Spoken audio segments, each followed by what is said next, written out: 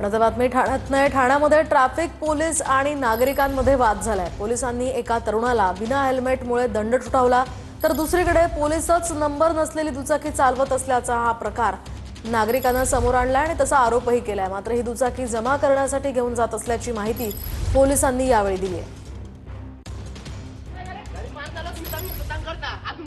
जमा करायची गाडी तुम्ही कशी आणू शकतात?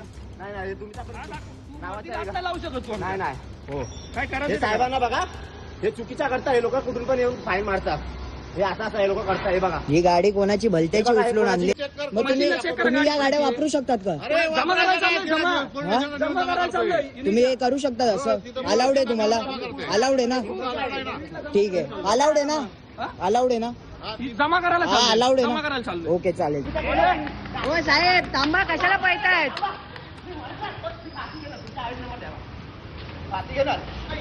गरीब माणसाला तुम्ही तंग करता, अजून काय नाही।